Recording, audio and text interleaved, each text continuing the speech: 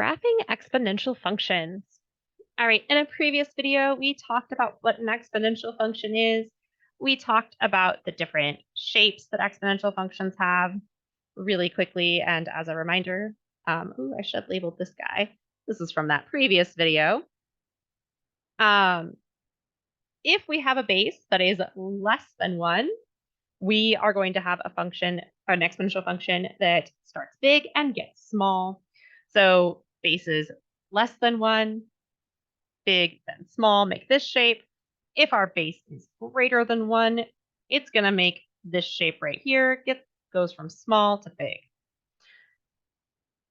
There's other important things said in that previous video, but you can go back and watch it.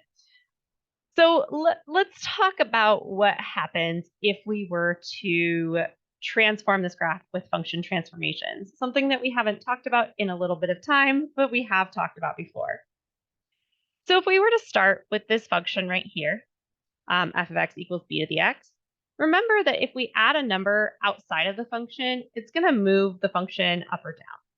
So if you were to have y equals b to the x plus k, where that k is not in the exponent, is down here, that's going to move either up if k is positive or down if k is negative. Now, when we look back at this function here, if we were to move this guy up or down, his horizontal asymptote is going to move with him. If we move this function up by 2 units, the horizontal asymptote would be at y equals 2. If we move this function down by 5 units, the horizontal asymptote would be at y equals -5, which is really cool because what that means is whatever value k is where that horizontal asymptote is.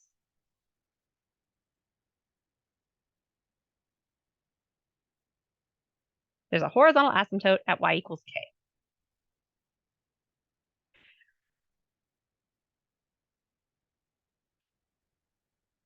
If, on the other hand, we have some adding or subtracting inside of the function, so plugging in x minus h or x plus h to the function, that's going to move the function left or right. So if you were to plug in x minus h here, you would have y equals b raised to the x minus h. This kind of does the opposite of what you think is going to happen. So if you see minus b raised to the x minus 5, this is right 5, even though minus 5 feels like it should be to the left. If you had b raised to the x plus 2, this would be left 2. So just kind of the opposite of what you think would happen. A negative in front of the function is going to flip it over the x-axis, the horizontal axis. So for us, that would be something like negative b to the x. Now, I did say the base can't be negative, and that is very true. The base cannot be negative. This is not a negative base here. Right? If we had it like this, our base would be negative. But the way that we would read this statement is like this. The negative is less attached to the b than the x is. The x is immediately attached to just the b. The x does not get attached to that negative unless we were to put parentheses to indicate that he would. So I would have to put my parentheses right here to show that the x was on the negative. So y equals a negative b to the x, that's reflecting it over the x-axis. So you would take, if b to the x looked like this,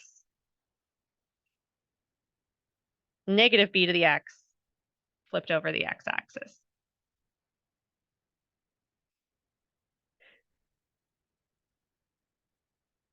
If you have a negative on the inside of the function, so that would be y equals b to the negative x.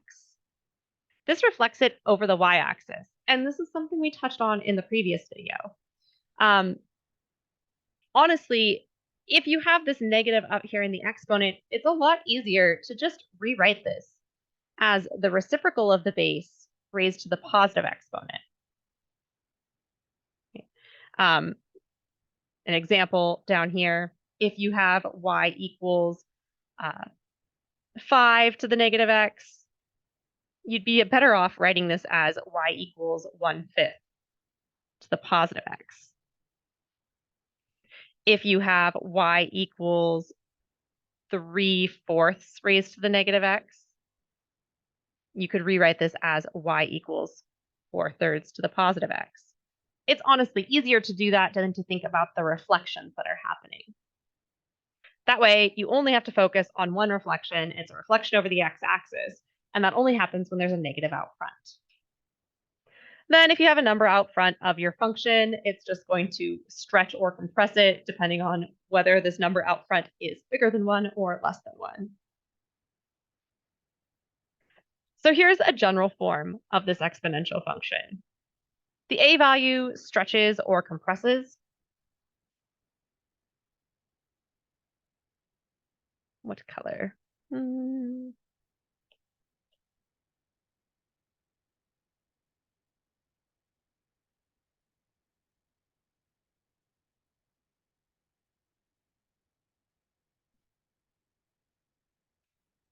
The h is going to tell you if you go left or right. So if it's minus, you're going to move to the right. If it's a plus, you move to the left.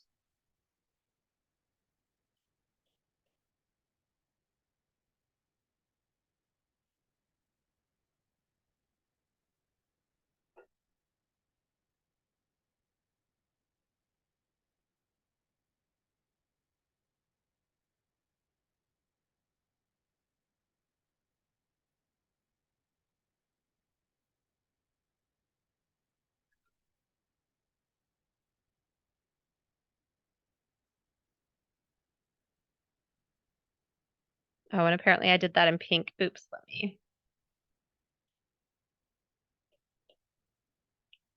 I'm trying to match up to what I did up here. This plus k is two things. It's the up and down movement of your function, but additionally, it's going to tell you where your horizontal asymptote is.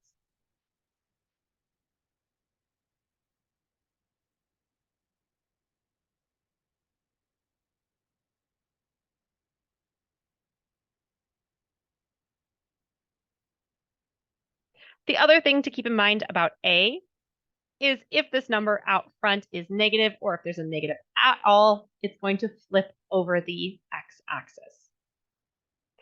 So the order in which we do transformations, this is from the transformation cheat sheet from a while back. There's a bunch of different orders you can do it and have it still work out. This is one of them. We could do our left-right shift, stretch and compress. We don't need to worry about reflecting over y if we go ahead and just, anytime we see a negative x in the exponent, we just make it the reciprocal and then a positive x. So we don't need to worry about that. Left-right shift, then stretch compress, then reflect over x, then up and down shift. Let's do some examples. So this is the graph of 2 to the x. We want to translate it to become the graph of y equals 2 to the x minus 4 minus 3. In the exponent, we have this x minus 4. It's a minus, so that's going to mean we're moving to the right. So this is right 4. Over here, minus 3 on the outside. That's down 3. And it also means our horizontal asymptote is going to be at y equals negative 3. I can go ahead and just put that in. I know that's going to be there. Y equals negative 3.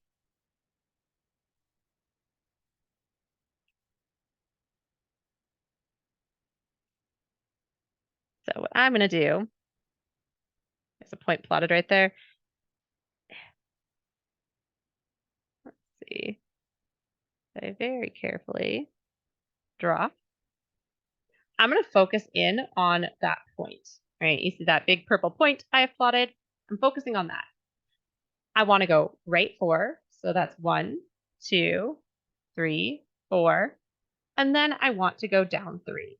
So 1, 2, 3. Boom. This is the graph of y equals 2 to the x minus 4 minus 3. So it's not so bad, right? It's not awful. It's just translations like we saw before. Let's do another one. We have a graph of y equals e to the x. This time we're going to translate it to, or transform it to become the graph of y equals 1 minus e to the negative x. So this can be rewritten as negative e to the negative x plus 1. And we can further rewrite it because we have this negative exponent up here. We can make that exponent positive. So we're going to do negative 1 over e raised to the positive x plus 1. Actually, no, we're not going to do that this time. I'm thinking of a different problem that we would do that for. We're not going to do that this time because this problem doesn't have us actually graphing it by hand. We're taking this and transforming it. So let's just talk about the transformation.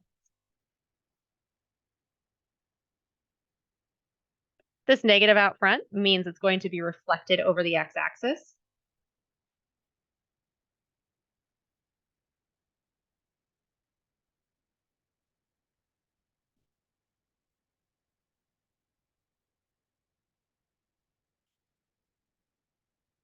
This negative in the exponent is going to reflect it over the y. This is the only time we care about it this way.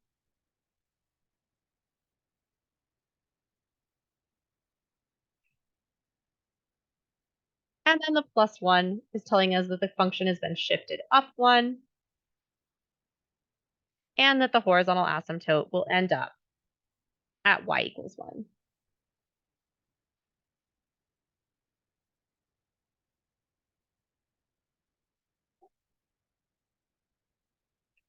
Okay. Once again, I'm going to, move this guy for just a moment. I am going to draw this function right here.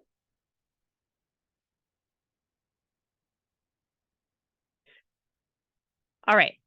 So first things first, we are going to reflect it. We're going to look back up here. We would do a left or right shift. If we had a left or right shift, we don't. There's no stretch or compression.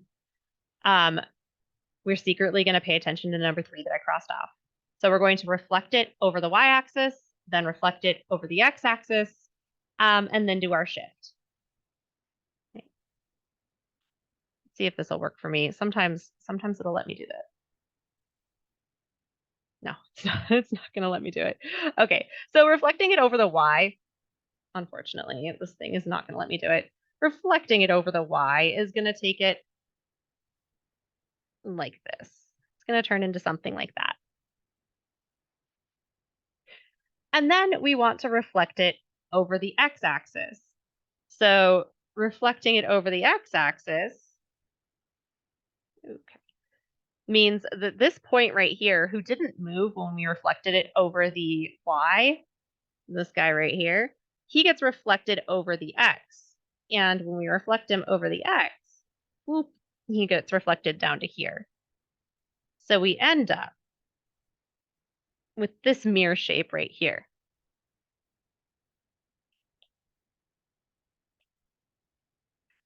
Last but not least, we're going to move this guy up 1 unit.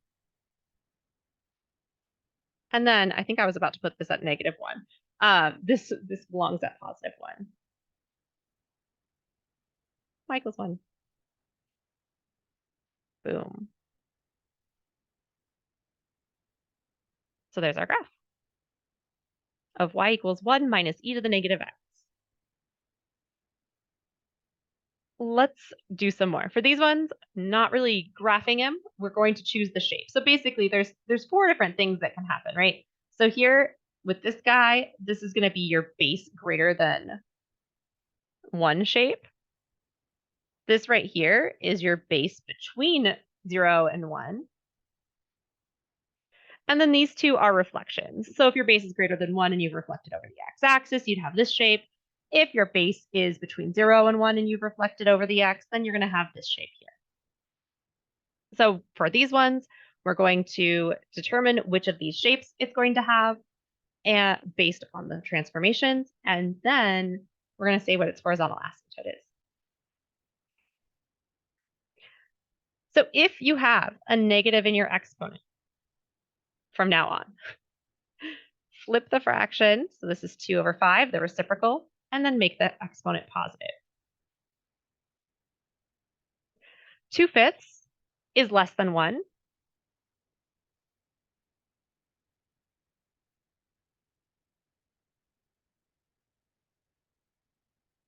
When the numerator is less than the denominator, that's going to be a number less than 1. So that means it's going to have this shape here. There's no other transformations happening out front, so we're going to have this shape. There's no up or down shift, so the horizontal asymptote will remain at y equals 0. For f of x equals e to the x plus 2, e itself is a number greater than 1. E, well, it's approximately 2.71. It's greater than 1. Greater than 1. So with exponentials greater than 1, it's going to have this shape right here. There is no negative out front, so that is going to be the shape. It's going to make this shape here. There's no up or down shift. This is a left shift by 2, shift left by 2, but that's not going to affect our horizontal asymptote. So our horizontal asymptote is still at y equals 0.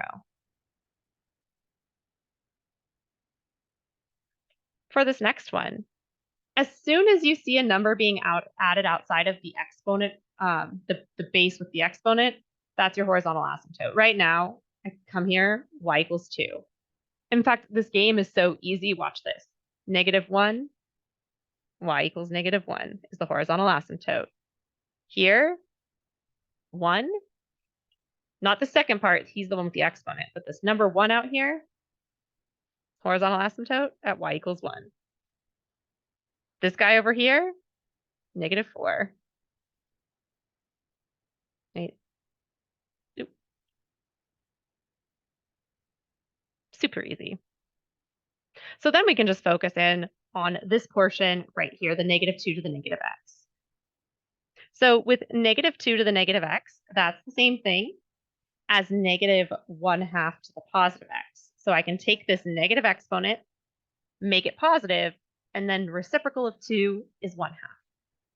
So we're looking at the graph of -1/2 to the x. This is a base less than 1.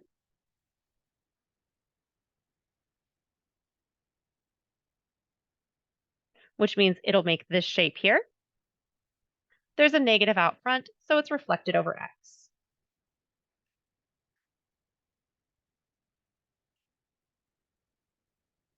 Which means it'll make this shape here.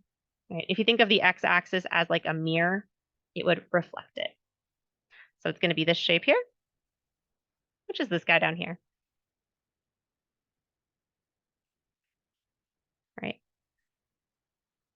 Let's look at this guy. So we have -5/8 raised to the -x. I'm going to get rid of that negative in the exponent and flip the fraction. So this becomes 8/5 raised to the positive x. 8/5 is a number greater than 1. If the numerator is greater than the denominator, it is a number greater than 1. So this is a base greater than 1.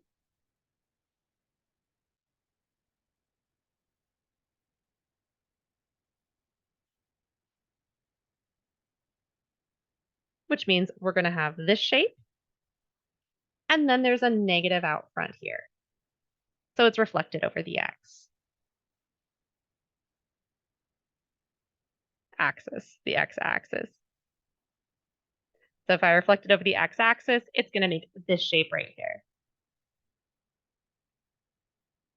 So it would have a horizontal asymptote at y equals -1, and then it would make that shape there. And it's actually kind of fun how much we can do with that tiny bit of information.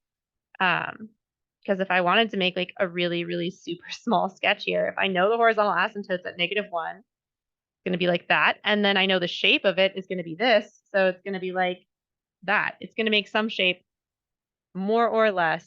Oops, I had my selection tool on. More or less like this. Right? That tells us a lot about it. It's pretty cool. All right.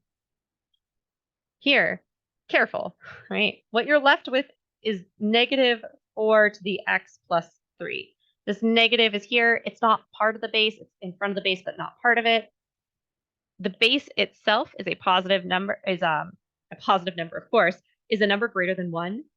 There's no negative on the x and the exponent, so we don't need to worry about taking the reciprocal. We'll just leave it alone. So our base is greater than 1, which means we have this shape. And then there is a negative out front, so we reflect over x axis. Reflect on x. I guess I'll write it x-axis. Man, I really don't like drawing that exponential shape. So if we reflected this shape over the x-axis, you'd end up with this shape here.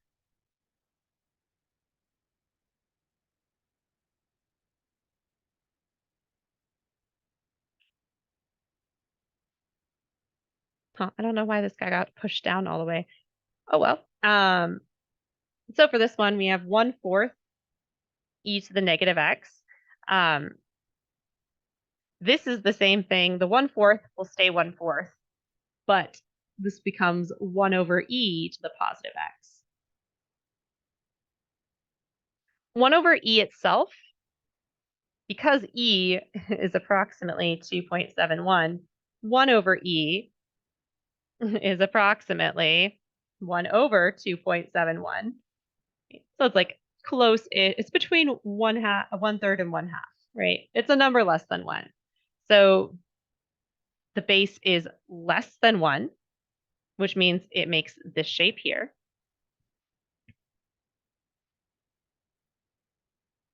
There is no negative out front, so I am not going to reflect it over the x. This is a positive 1/4. If there were a negative, I would reflect it. But it's just this guy. So that's my shape. Fun, right? All right, a few more examples here. So for each of these ones, we're finding the horizontal asymptote, the domain, and the range, and then just a rough sketch of the function.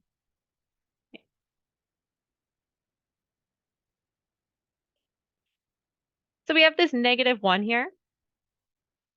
That means that our horizontal asymptote is at -1. I'm gonna make it blue. And this is y equals -1, my horizontal asymptote. That means I'm just focusing in on this portion right here. What color? I'll just leave it in black. So we have -1/3 raised to the -x. I'm going to start by dealing with that negative exponent. That's the same thing as -3. That's the reciprocal of 1/3 raised to the positive x. -3 to the x. So the base is greater than 1.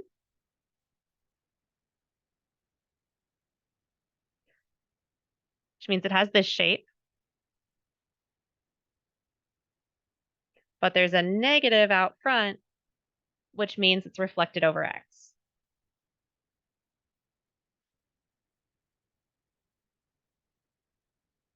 So it'll make that shape there. So rough sketch. Yeah, it's going to look more or less like this. Negative 1/3 to the negative x is going to look more or less like this.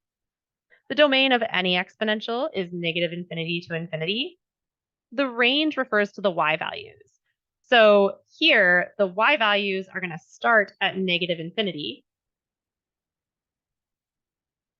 and they go all the way up to -1, but they don't include -1 because -1 is the horizontal asymptote.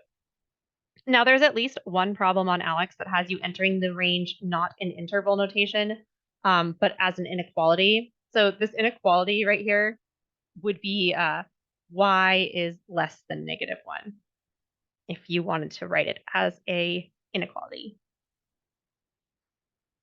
All right, looking at this next one over here, +2. That's where our horizontal asymptote is. I don't know, somewhere in there-ish.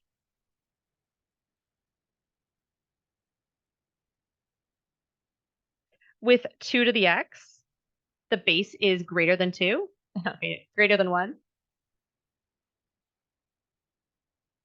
So it has this shape, and it is not reflected at all. So that's the shape. And it's going to look more or less like this. Domain, negative infinity to infinity. That's all real numbers, by the way. All real numbers. The range, this range starts at 2. The y values start at 2, and then they go up to positive infinity. So it's from 2 to infinity and beyond.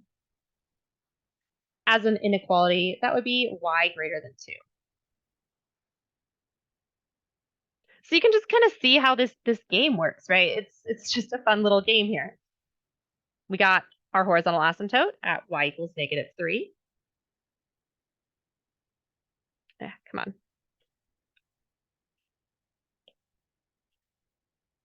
So, somewhere down there. And then we have 1/2 to the x, which is a base less than 1.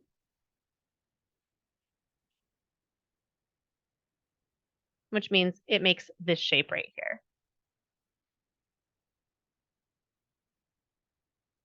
Something like that. The domain is going to be from negative infinity to infinity. This is y equals -3. The range starts at -3 and goes off to infinity. As an inequality, that would be y greater than -3. Last one for this problem set. This 5 out front is our horizontal asymptote. So y equals 5.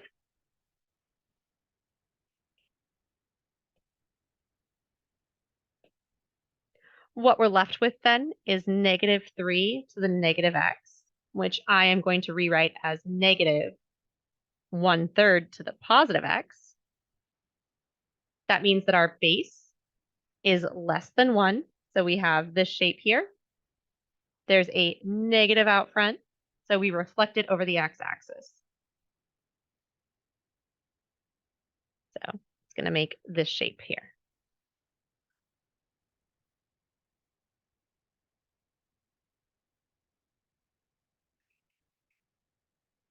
The domain will go from negative infinity to infinity, as always. The range here is beginning at negative infinity and goes all the way up to y equals 5.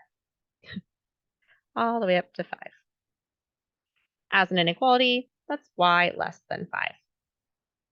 It's a pretty fun game, right? It's not that bad. It's not that bad. Okay. So for these next ones, I want to talk about the calculator that I recommended everyone get. So this is really, there's some problems on Alex where it's like plot 5 points and draw the asymptote.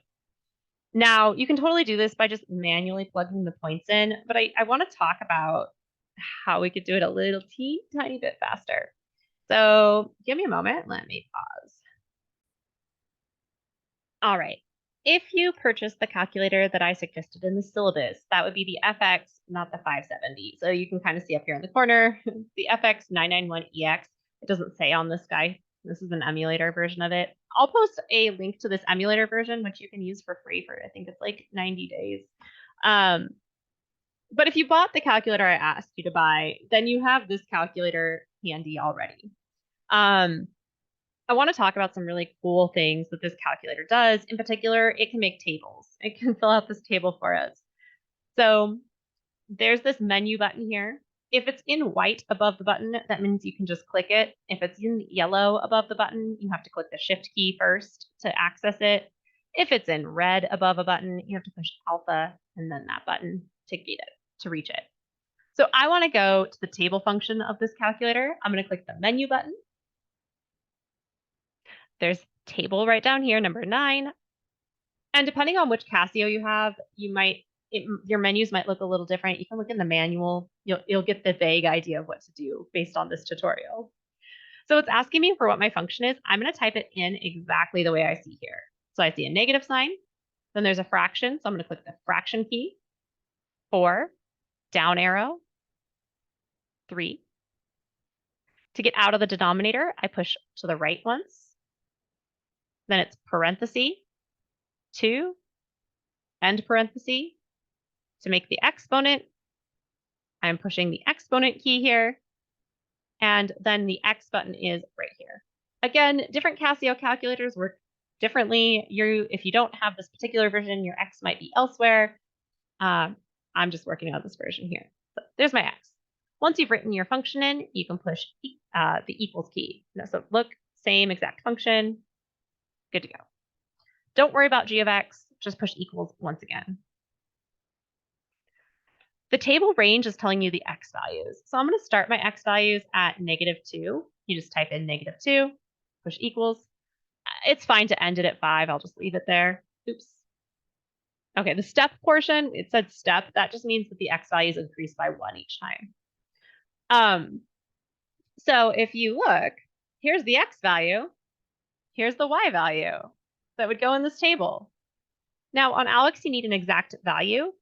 No big deal. In fact, I should have changed the setup in my calculator to begin with, but if you click this SD button, it's going to switch it back and forth between a decimal and a fraction. And you can even change the settings in your calculator to make it so that it gives you the fraction immediately.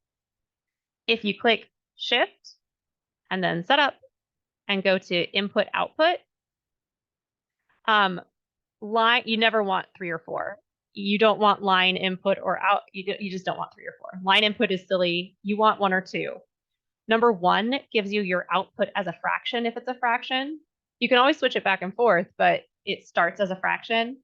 Number 2 makes it so that when you push equals and the answer is a non-whole number, that it gives you the decimal first, and then you click this button to make it into a fraction. So I want mine to be math in, math out, number 1.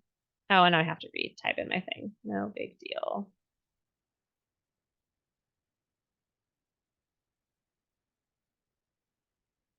Okay.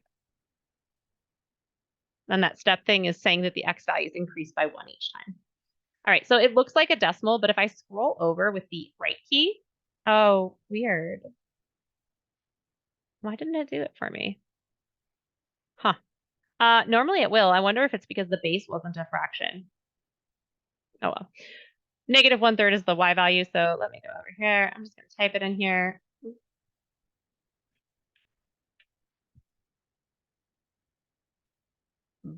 Like that.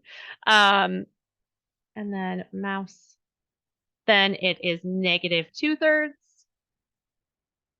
-4/3, -8/3, -16/3, right? I'm actually not going to type it in there. I'm going to put it on my table. But look how easy it is to do this, right? Down here with this other function.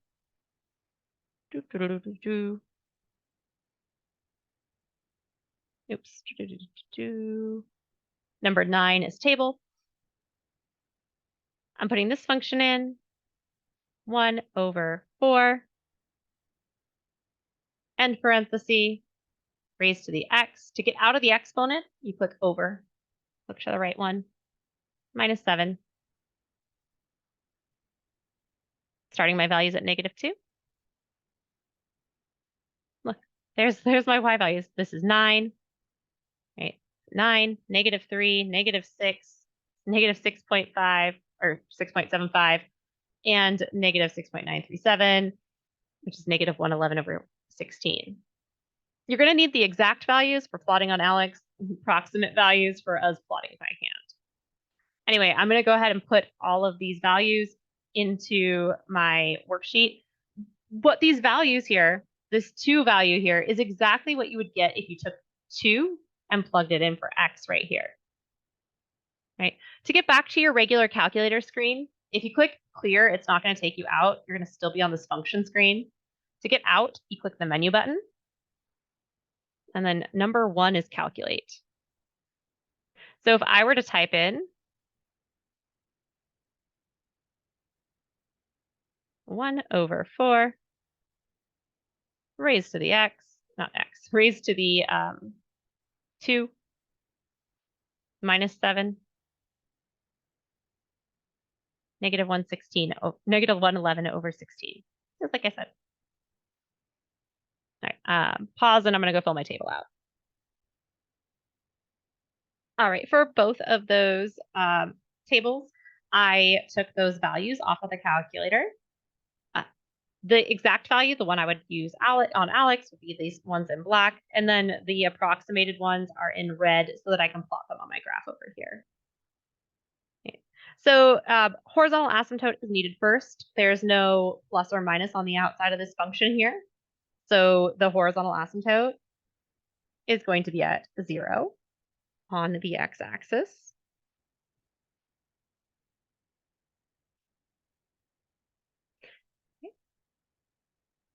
And then I'm plotting these points. So -2, -0.3, somewhere down there.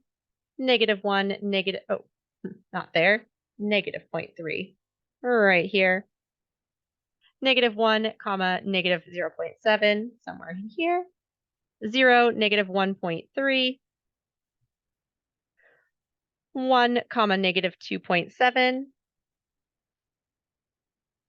And 2, -5.3. -5.3, somewhere in there. So it's going to make, I genuinely really don't like drawing the shape of an exponential function. It's going to make that shape there. And that makes sense to us, right? If we ignore this 4/3 altogether, we would have -2 to the x. And we know the 4/3 is just, we know it's just stretching it, right? So that's not changing the fundamental reflection of it. So this is a base that's greater than 1. 2 is greater than 1, so it would go up like this. There's a negative in front, so it would be reflected over the x-axis. So it would look like this. And that's exactly what happened. That's the exact shape. Okay. These were the numbers from the other table. And again, if I wanted to do this by hand, it's no big deal. I can plug -1 into this. I can definitely take the x value, plug it in for x. It's easier to just do it all at once, right? So right away, I know the horizontal asymptote. That's the first thing I look at. There's a horizontal asymptote at y equals -7. Right here. And then I'm plotting my points. So I have -2, -9, -1, -3, 0, -6, 1, -6.75, and then 2, -6.9. So it's going to make this shape here. Bam. This makes sense if I think about 1/4 raised to the x. The base is less than 1.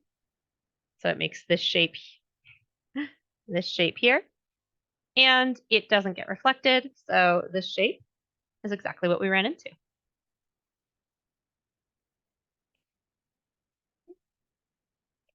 And then just two last problems. These are really what you see on Alex. This is a really difficult, not a really difficult one. This is one on Alex you have to pay attention to because you need to put in an exact value. The way that these ones work, you draw the asymptote, you plot 2 points, and then you graph the function. So if I want 2 points, I can use any 2 points I want. I like to make it so the exponent is 0 if possible. So if I plugged in 1, it would do 1 minus 1, which would make the exponent 0 on the e, which is nice. So I'm going to choose 1, and then I'm going to choose, I don't know, 0, I guess. So plugging in 1, we have f of 1 is 2 e to the 1 minus 1 minus 4. So that's 2 times e to the 0 minus 4. E to the 0 is 1, so it's just 2 minus 4, which is negative 2. So we have the point 1, comma, negative 2.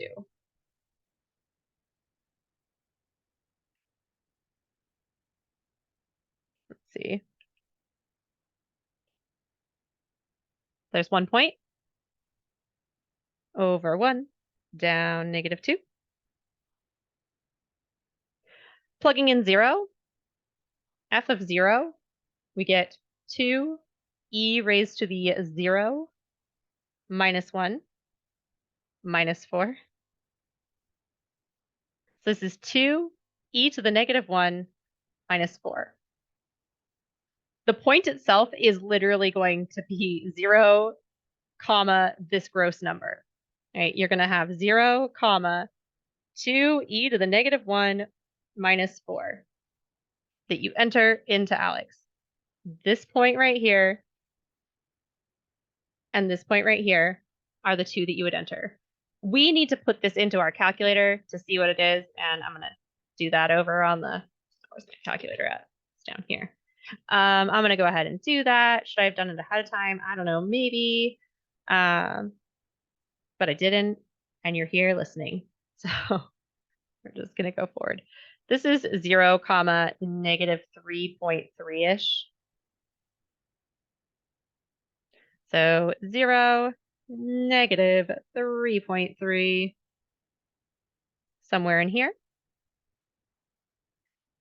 We know that the horizontal asymptote is at negative 4.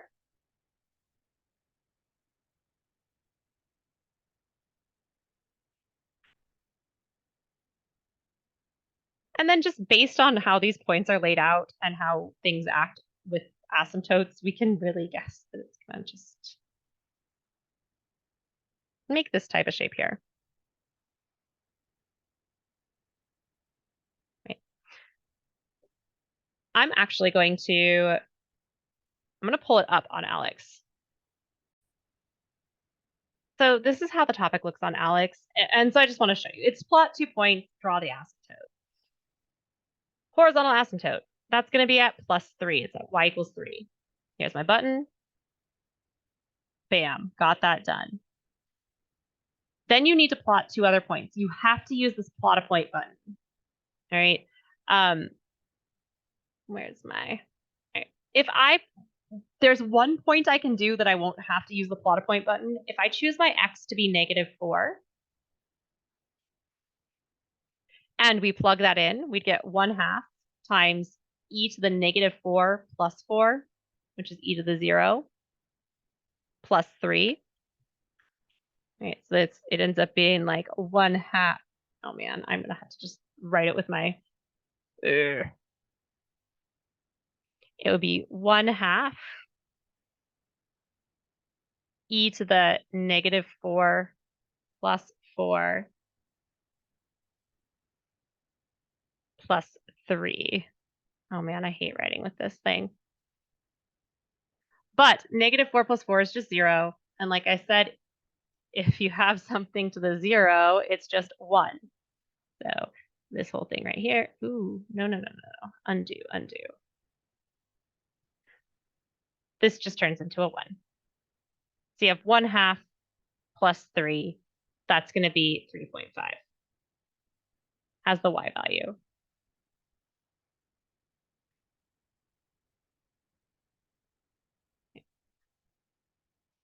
And I'm just going to put it in this way. -4, 3.5. Pushing plot point. Bam, you can see it, put it already there. And then for our other point, literally it's any x value you want. I'm going to choose 0. So I put in 0, and then literally, so it's 1/2, right? 1/2. And then e raised to the 0 plus 4 is 4. So e to the 4th plus 3. And no, it looks gross. That's what you have to do. It's out of bounds. Okay, so then we'll just try something else. We could do, I don't know, let's try -3. -3 plus 4 would give us, I wonder if it'll let me do it like this. -3 plus 4. It did. Look at it, did it. Oh, cool. I have 2 points now. Graph a function. Bam. Check it. Beautiful. All right. One more. It's like the same thing. +3. Plotting a point. I wonder if I could do it like, is this the same exact function? It's almost the same function. I could do +4, 1/2 e raised to the, will it really let me do 4 minus 4? Plus 3 has to be down below. And then it plots it for you. It's literally just plugging it in, right? And then I could do 5, 1/2 e raised to the 5 minus 4 plus 3. Plot point. Bam. Graph function. Check. All right. I'm not even going to do that last problem on the worksheet. You see what's going on here. So the problems all are just kind of like this. There is, of course, one of these transforming functions that we've seen this tool before on Alex. And so there's a reflection, there's a translation. So if you're looking at one of these ones here, you need to use these tools. So here it's reflected on the x, and it is moved to the right 5. So I can move it to the right 5. 1. I'm looking at that yellow point right in there. I'm focusing on him. I want him to move over to 5. So that point moved all the way over to 5. And then I want to reflect it on the x-axis. Bam. And then the range here, this one's an interval notation. Careful, the range and domain will flip themselves. The range here is from -infinity up until 0. And the domain is going to be from -infinity to +infinity. Bam. All right, so that's graphing these functions. You know, it's not going to be that bad of a topic. Hopefully this helps. Next section will be logarithms. That's going to be a lot of fun too. I will see you in that video. Bye.